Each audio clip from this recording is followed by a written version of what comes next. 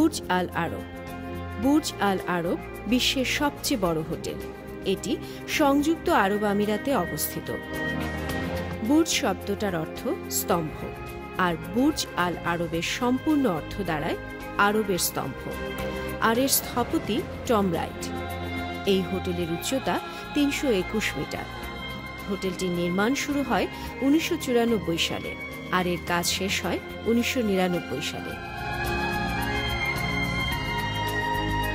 তীর থেকে ২৮০ মিটার দূরে সমুদ্রের ভেতরে কৃত্রিম একটি দ্বীপের উপরে এই হোটেলটি নির্মিত হয়েছে।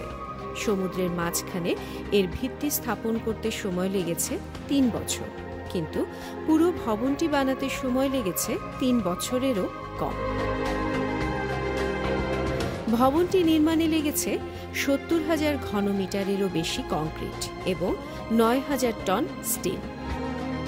আরবের দাও নামের নৌযানের মাস্তুলের সাথে মিল রেখে এর কাঠামো তৈরি করা হয়েছে।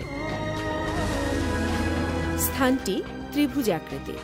ত্রিভুজের ৩ বাহুর মধ্যবর্তী স্থানে আছে পৃথিবীর সর্বোচ্চ অট্রিয়াম বা ভবনের ভেতরের উন্মুক্ত জায়গা, যার উচ্চতা ১৮০ মিটার, আর এর চূড়ায় একটি হেলিপ্যাড বসানো হয়েছে।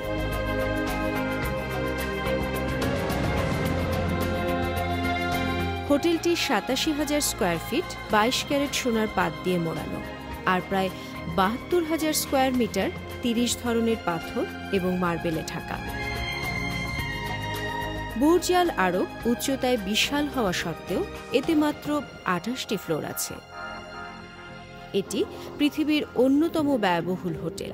সুইটগুলোর মূল্য শুরু হয় প্রতি রাত $১,০০০ থেকে $১৫,০০০ পর্যন্ত। রয়্যাল সুইটগুলো সবচেয়ে ব্যয়বহুল, যাতে থাকতে প্রতি রাতে খরচ পড়বে $২৮,০০০।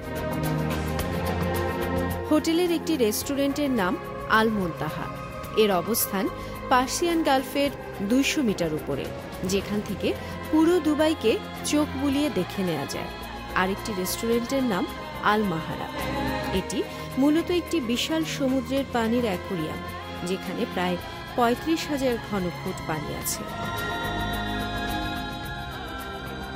বুর্জ আল আরবকে ৭ তারকা হোটেল বলে দাবি করলেও এই রেটিং বিতর্কিত।